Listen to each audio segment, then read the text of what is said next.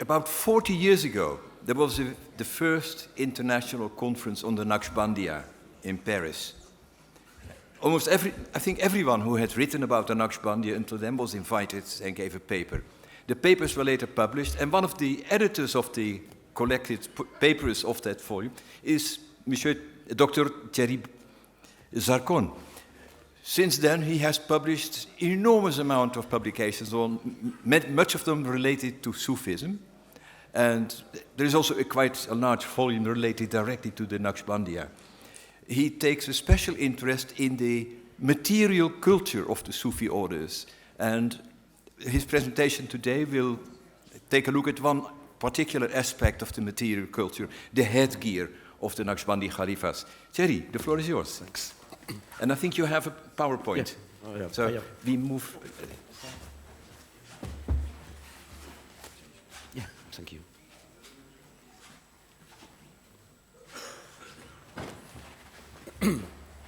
Are you hearing me? Is it working? You are hearing me? So, first I want to thank the conveners of this conference for inviting me, and it's a chance to be in Kurdistan for the first time and to experience the hospitality of its people. So, in general, sorry, the first image. Sorry, so in general, the garment tradition in the Naqshbandi Khalidi Sufi order is far to be overly symbolic, contrary, for example, to the Ottoman Bektashi and Maulavi dervishes, whose garment display many symbols. The dress code of the Naqshbandiya and that of the Khalidiya branch is more simplistic. The garment worn by its member is generally inspired from that of the madrasa ulamas and students, dress and tari, the robe, jubba, and the turban, sarik or imama.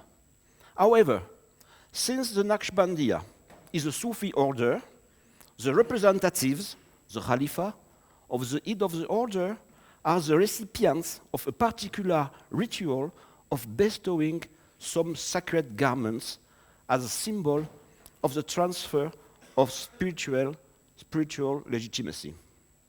The main objects are a cloak, the khilka, and a headgear, turban, taj, kulla, there are many words. There is a strong tradition in Sufism, partly inspired by the place occupied by these objects in the life of the Prophet Muhammad. The ritual of donning a headgear is present in the Naqshbandiya since the time of Bahaldin Naqshband in 14th century, and concern mostly the representatives of the Sheikh, the Khalifa, actually their spiritual successors, instead of the simple disciples. Bahaldin Naqshband, the founder of the lineage, was given a headgear, a kulla, by Ali Ramitani, one of his first masters. The headgear, Kullai Azizan, is named from the lakab, Azizan, of the Sufi sheikh, so of Ramitani. The kulla refers generally to a conical hat.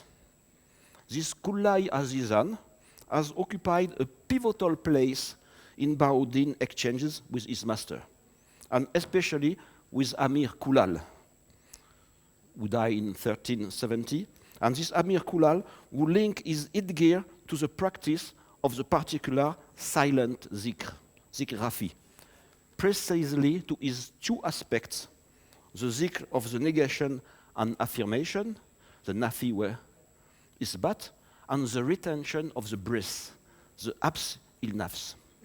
In a sense, the headgear embodies these two practices. The bestowing of a headgear was maintained in the Naqshbandiya order by Ubaydullah Arrah in 15th century, the second notable figure of this order after Bahauddin Naqshband. He led the diffusion of the order in India and to the Ottoman world.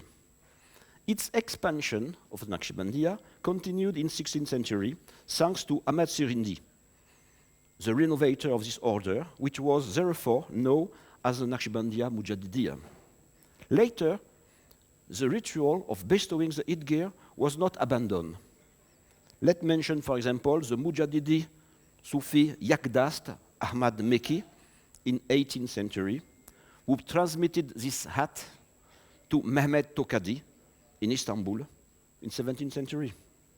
Surprisingly, in mid-19th century, Muhammad bin Abdullah al-Khani, 19th century, when appointed as the Khalifa by Mawlana Khalid, was bestowed a cloak only, the Abai Khilafa, and a banner, the Alam, for the guidance of the disciples of the order, but he was not given a headgear. Yet, Mawlana Khalid is not unaware of the role played by the headgear in the Naqshbandiya. In one verse of his Diwan, when displaying the Silsila Nama of the order, he mentioned, so Mawlana Khalid mentioned Ali Ramitani and his famous Taj, his famous hat. Further researches are necessary, nevertheless, to clarify the precise place of the headgear in the early Khalidiyya. However, Gumush Anevi Ahmed Ziauddin in 19th century, one of the major Khalidi sheikh in the Ottoman Empire, has bestowed with his own hands the Naqshbandi Taj to his 116 Khalifa. Ömer Ziauddin Dagestani, a successor of Gumush Anevi, who headed the lodge founded by the latter at Istanbul, in his book on the Fatwa of Sufism, answer to some questions about the sacred object used by the Sufi. And he praised particularly the headgear, but without giving any details about its shape. The headgear, he said, is venerated by all, even by animals, and give a great protection to his honor. A rare photograph of the illustrious Naqshbandi sheikh. So I put the picture. So there is a rare image, photograph of the illustrious Naqshbandi Kurdish sheikh Osman Sirajuddin bestowing the headgear to a Khalifa. It was published in a book in Tehran in 1967, and you can see the picture. This picture confirms that this sacred object is still a strong symbol of Sufi legitimacy, and it hints also to the transfer of spiritual and temporal authority from a master to his chosen heir. Nevertheless, we don't have enough details about the shape of the turban and its decoration. It would have been similar to the headgears worn in the madrasa of the Middle East. The situation was different, however, regarding the shape of the headgear among the Naqshbandi of the Mujaddidiya branch in Central Asia, India, and the Ottoman Empire. The situation is drastically different in the Ottoman Empire, which has encouraged the development of Sufi symbolism and the creation of new garments. The reasons are manifold. The pluralistic Islam among the Ottomans, the presence of several other religions, etc. Hence, when the Khalidiyya was introduced in Anatolia and Istanbul especially, it has undergone some change with its headgears. Several visual and architectural sources show us that the Naqshbandi and Khalidi Sufi have adopted two specific headgear, called Taj, the crown, or Sike, the seal, usually wrapped with a long cloth named dastar, or sometimes imame. The top of some of these headgears is generally segmented in several parts. My aim here is to discuss two major characteristics of these headgears and to elaborate on their shape, on their geometrical decoration, and on their meaning. In addition to the real headgears kept in museum collection in Turkey, it exists several representations of this object in painting and funerary art, especially sculpture at the top of the gravestones or caves has bas-reliefs on them above the inscription. That is an Ottoman specificity.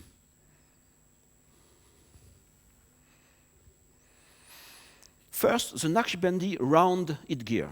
The most common headgear or taj, crown, worn by the Ottoman Khalidi Sheikh and Khalifa is round, in form, and wrapped by a long cloth. Its top is generally segmented in 4 sections, terk. Let's say first that there are many similarities between Naqshbandi and Qadiri headgears. It is probably for historical reason, since, according to some Qadiri hagiographies, Abdul Qadir al-Jilani left a strong impression on the spiritual progress of Baudi Naqshband. For example, the 2 Sufi sheikhs are considered as intercessors, and sometimes they are called all together for help in calligraphic composition, like, for example, Madadi Ya Rui Shah Naqshband wa Gaus al-Jilani. According to Yahya Aga Effendi, the writer of a treatise on Sufi garment in early 20th century, the 4-section headgear was created by Abdul Razak, who was the son, very famous son of Abdul Qadir al-Jilani. Yahya Aga Effendi adds that the number 4, the 4th section, the number 4 refers to the 4 letters of several words. For example, the name of God, the name of Allah, Hussein, the Tawhid, etc. Number 4 hints also to the 4 sacred books, Taurat, Injil, Zabur, and Quran. Also to the 4 caliphs and the 4 schools of law. A 16th century Western painting shows a Naqshbandi Sufi wearing his wide cloak and a round headgear wrapped with a cloth. So this is a Western painting. But the 4th section of the headgear doesn't appear. It is also worthy to mention that one branch of the Naqshbandiya, called Zamburia, Istanbul in 18th century, mingled his teaching with those of the Qadiriya. The name of this branch comes from the fact that its members perform a zikr of the bees, the zikr Zamburi, which is neither silent, like in the Naqshbandiya, nor vocal, as in the Qadiriya, actually between the two. One specificity in this order is that the headgear worn by the sheikh welcomes a major Qadiri symbols at its top, actually a drawing of a rose, gul, which is sometimes closer to the representation of the star, Najm. A contemporary composition dated 2009 by Ayşe Nurgül Kabasakal displays a round Naqshbandi headgear wrapped by the dastar, encircled by a poem dedicated to the Ottoman Khalidi Sheikh Ahmad Ziauddin Gümüşhanevi. The author of the poetry is Mustafa Parıldar. You can see the text in English and in Turkish. The poetry demonstrated the importance of the headgear in the contemporary Turkish Naqshbandi Khalidi. And you can see, look at the headgear, Sikhe of Shah Bukhari Bahauddin. Comes and look at the color of the heart ravishing ornament in this crown. If you want to see the headgear, the taj of the son of the sainthood, look at the glorious headgear, Tajifah, of the respectful Ahmed Ziauddin. And now I turn to the second kind of Naqshbandi headgear, which is conical. There is another headgear used by this Naqshbandi Sufi, usually called sikke, a seal. It has a conical form with a black wool of fur sewn on the lower part, nej mushgan, the eyelash, from the Persian mushgan, plural of muja. According to Aga Effendi, the mushgan serve to preserve the dervish from looking upwards and to oblige him to look in a respecting way towards the ground. It reminds the phrase, Nazar bar kadam, watching one step, which is one of the 11 sacred words and a major rule in the Naqshbandiya. The conical shape The conical shape is probably inspired from Central Asia, and it is shared by the Naqshbandi of Central Asia with dervishes or calendaria in this order, with few differences only. The mushgan, so the down part of the headgear, Naqshbandi, is clearly thinner than that of the calendar. You can see in this picture I took in Central Asia of a Naqshbandi Sufi with his particular headgear, conical.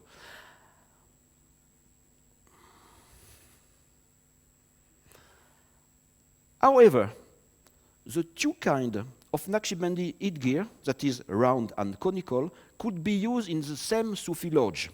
This is observable, for example, at the cemetery of the Shehul Islam Effendi Tekesi, Khanaka, Istanbul, built in 16th century. And I show you the picture, where we can see the conical and the round headgear present at the top of several gravestones. The conical headgear is visible also as a bas-relief in a gravestone of a Khalidi Sufi in the Balaban Naqshi Khalidi Lodge at Istanbul. Each resembles the real headgear worn by the Naqshbandi. The conical headgear is also represented by a contemporary artist in a calligraphic composition. It was painted by Ahmet Süley Enver, the very famous Turkish, and it is conserved in the private collection at Istanbul. Now about some decoration of this headgear. There is a third kind of Naqshbandi headgear that is actually quite rare. And we have few examples preserved in museum and private collection of real objects. These headgears are 2 or 3 section hat, as you can see. The shape of the 2-section hat is inspired by a sword, the saifi, used to fight the ego.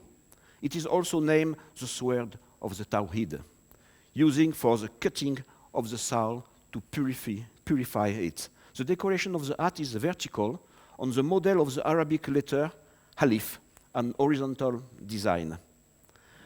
Regarding the 2-section Alif shape, the Alif letters refer to the straight path, Ra'i Mustaqim, and its equivalent to the Istiva Khat, the equatorial line, which divides the hat in 2 parts and reflects one verse of the Quran, which says that Allah created everything in pairs, day, night, paradise, earth, man, woman, the hidden and the visible, Batun, Zahir, etc. However, there is no existing example of this particular Alif-shaped headgear. The origin of this word and Alif headgear should be Central Asian or Indian. And there is other image. So you can see the decoration in the form of Alif, very simplified form. When it has 3 sections, this hat is called Sikiye Zehebi, the golden Sikke. The number 3 here has many symbolic values. Some refer to Sufism in general, the abandonment of the world, the abandonment of the next world, the abandonment of abandonment. Terki dunya, terki ukba, terki terk. Or it refers also to the essence, attributes, act, zat, sifat, af'al. The number 3 refers also to 3 rules of the famous 11 sacred words elaborated by Bahauddin Naqshband, that are having full awareness of the times, al-wukuf al-zamani, full awareness of the number, al-wukuf al-adabi, and full awareness of the heart, al-wukuf al-qalbi. The headgear also here embodies perfectly the spiritual path of the Naqshbandiya. At the time of Bahauddin Naqshband and Amir Kulal, the headgear had already hinted to the practice of the silent zikr and the breath control. It is almost like if the Naqshbandi have worn the symbolic manual of their mystical path. In general, the Sufi headgear also usually are usually embroidered with several motifs, which are geometric or floral. The choice of the Naqshbandi is quite limited due to their sobriety, contrary to the Qadiri, for example, which are more open to other symbols. The most commonly used symbols are geometrical design, we call bidahe, for example, that of the Arabic letter Alif, I showed you before, and also rarely the cypress, the servi, as you see in this Naqshbandi headgear. Let mention to conclude, here, several calligraphies in the form of Taj, which appear in the margin of the printed edition of Mustakimzadeh Süleyman Sadreddin, who was the translator in Turkish of the Maktubat of Ahmed Sirindi. And we can find very interesting decoration and drawings, also drawings in the form of, in the shape of Taj, in the margin of this book translation of Maktubat of Sirindi. And this is not surprising, because Mustakimzadeh was also the writer of a famous treatise on the Sufi headgears. In addition of the headgear, we can find also some other drawing in this Maktubat translation. And you can see now in the picture, so we can see what we can find in the margin. So picture of the Taj, of the headgear, picture also of banner, the halam, picture of cypress, the sarvi, and also of the rosary, of the moon crescent, hilal, and there is also, but I didn't put it in this diapositive, of the hadith word, the zulfakar.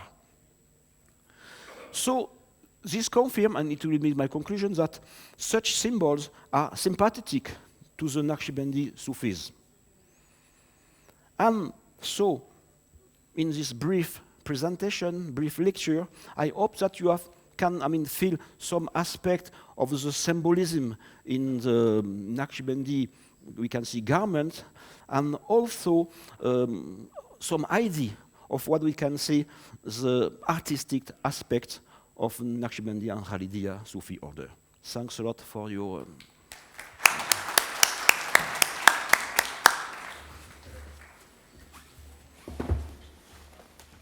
Thank you very much, Thierry Zargón, for highlighting an aspect that we very rarely think of when we talk about the Naqshbandi and Khalidiya.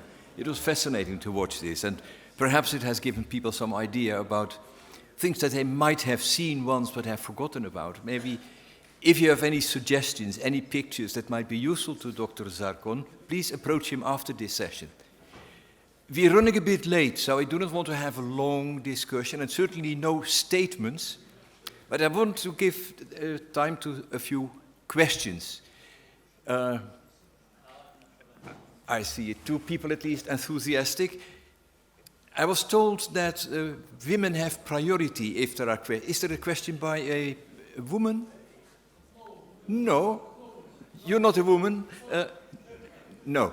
I see only 2, 3 male hands. You first, please.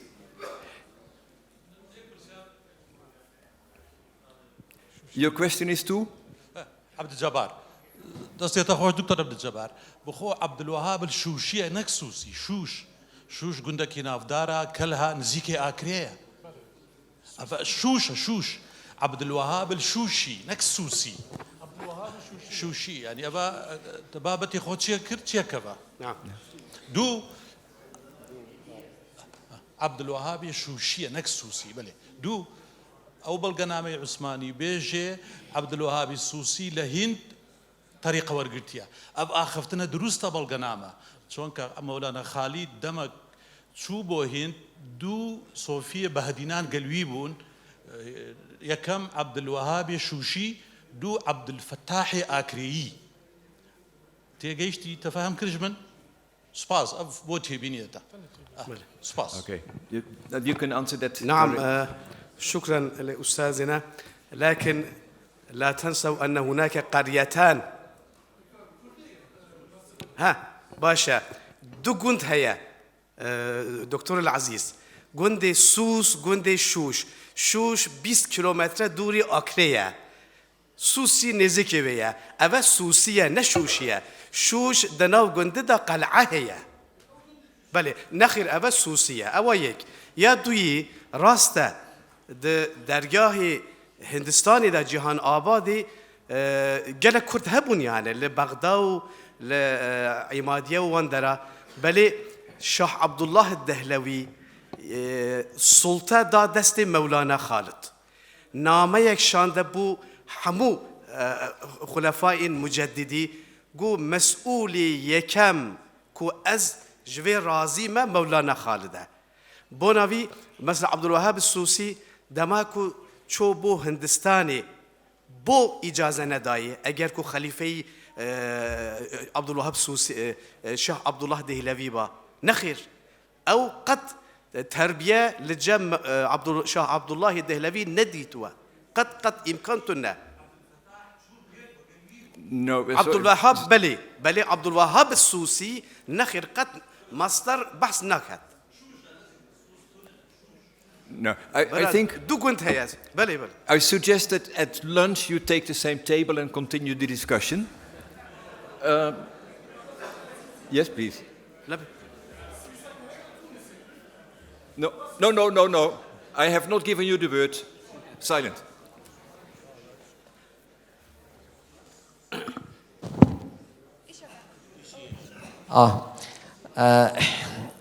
شكرا جزيلا للمتحدثين الكرام. أغنيتم الجلسة بمعلومات قيمة جدا، وفي الواقع لم أشاهد في حياتي اهتماما بجلسة ثقافية بهذه الروح. أريد الأستاذ زارگۆن نقلنا إلى العالم الروحي الجميل لمولانا خالد وللنقشبندية. أنا أتمنى من اللجنة المنظمة من الأستاذ فرياد أن يمنحونا فرصة لو ساعة مساء أن يدعوا إحدى الحلقات الصوفية لنجلس معهم ونتمتع بالذكر النقشبندي الروحي الذي كان يؤسس مولانا خالد حركته عليه. يعني لو حضر بعض هؤلاء الذين رأينا طواقيهم الجميلة وملابسهم الجميلة وجلسوا معنا في إحدى القاعات ليس هنا، ممكن يعني ساعة أن نذكر معهم هذا الذكر الخفي النقشبندي ونسمع ختم الخواجكان. أعتقد هي فرصة روحية لن ننساها في السليمانية. بتمنى يحصل هيك يا أستاذ فرياد. شكرا. Thank you. In fact, I had asked questions, but this does not need an answer. Perhaps it can be arranged, but there's a committee. There was another question over there. Yes.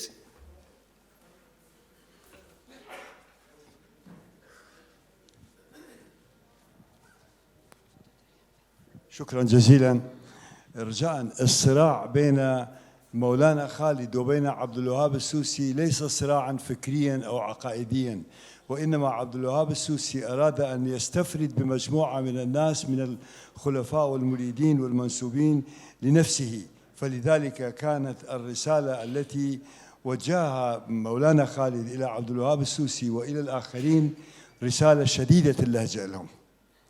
هاي أولا. وثانيا بالنسبة لكاكدلشاد أنا أتصور من هسته كم يعني دروش محمد كأول جار هاتوا خوي بهستر بوا خوي بتوانا بوا على أساس أو مولانا خالدي بردوا بلان دعائي كهستي كردوا قوة لا مولانا خالدة قوتي عقل قوتي منطق وذكاء لبروا هيرشي كردوا تسري وصراعي لقلا كردوا وتنيا ببوتسوني قوم أو بوتسك أي صراعي فكري أو نبوا هردو كان نقشبندي بون سباس. Well, yeah. I think a very brief answer is sufficient. راسته أو الرسالة تشاكو وجوتي جبو عبد الوهاب السوسي. عبد الوهاب السوسي لجنبي فكر دنهبو راستي أو بلي سرفراز نبو لعمادية الإسطنبولي. مولانا خالد يعني نتهلقك تقليدي ساسكر.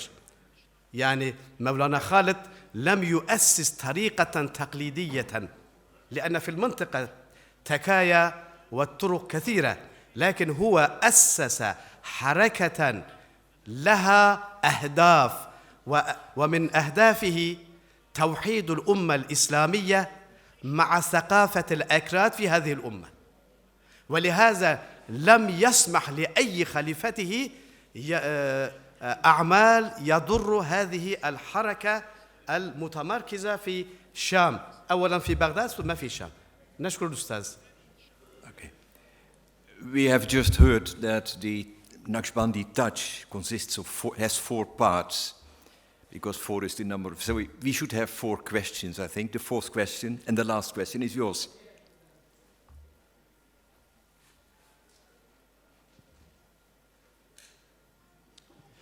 شادمان بن لە ڕاستیە ینی هەموو کۆنفرانسەیە هەموو کۆنگرەیە هەموو دانیشتێکیوە بۆ بەبەست و بە ئامانجی داهێنانی نوێیە شوێنەکان تشی زادەسانە و شارستانیانە و عەقلانی بخاتە سەر و ئەو لایەنانی کە بڵین نەگونجاوە هەوڵی ڕاستکردنەوەی بدرێ. ینی من تاقیب لەگەڵ سەر تاقیبی ناکرێت لەم جۆرە دانیشتانە. ئەوەی کە من هەستم پێکرد لە سەردەمی بابەتەکانە مەولانە بەکارهێنرا، نابێت مەولانە بەتەنها، وەکو ئەوە بەدایان مەلامان هەیە بەڕێز شێخمان شێخی بەڕێزمان هەیە، مەولانە ئەبێ بڵێ مەولانە خالید ئەجاگەر نەقشبەندەکەشی لەگەڵ نەبێ باشە، چونکە ئێمە مەولانە جەلالدینی ڕۆمیشمان هەیە بۆ ئەوەی مافی بەڕاستی بڵێن مەولانە خالید نەفەوتێ حەقە لە مۆدوا بەو شێوەیە، ینی بە تەنها مەولا باز نەکرێت. دووهەم هەستم کردیانی لەو وێنانەی کە نیشانە دەرگایەکە ئەڵێ مزگەوتی نەقشبەندی ناکرێنی مزگەوتی خانەقای نەقشبەندی نییە، ئەبێ جاکرێتەوە، چونکە هەموو تەریقەکان لە کوردستانە زۆر بە جوانی و ڕێکفێتی هاتووە. مەسا ئەڵێ تقاری مەراسیمی خۆی هەیە و ئەدای خۆی هەیە و پەیڕێوی خۆی هەیە و نیزا و خوێنی خۆی هەیە، هەروەها نەقشبەندی مزگەوت بۆ ئەو کەسانن کە نوێژەکەن، بەڵام کاڵەی تەکێ تایبەتە بەڕاستی بە نەخشەکانەوە، کاڵەی غیری هینی ئەوەی تایبەتە بە قایرەکانەوە جیاوازە. قایرەکان تەکێیە، نەخشەکان خانەقایە، ئەبێ ئەمە جیا بکەینەوە. من خۆ سلێمانی بەڕاستی تێبینی ئەوم نەکردووە کە ئەو دەرگایە ئەوە هەیە. سێهەم وەرە و تاقیب نییە ئەو بەحسەی سوال نییە. دکتۆر عەبدولجەبار باسی کرد. Sorry, I cannot let you give another statement. We have no time for statements. I said we can only have questions. ئەڵێ شێخ خالیدی سلێمانی، من بەڕاستی بەش بە حاڵی خۆم نەمبیستەوە، ئەمە کارێکی باشە و ینی شکۆ و گەورەی پیرۆزی سلێمانیە کات و دەرەخات و ئێوە. Thank you. Well, I think we should really end this session here, because some people might go hungry and we soon have another session. So there will be very little time for lunch. I thank everyone here present. I want especially to thank the translators who are not visible but who are performing an extremely important role. Thank you very much over there.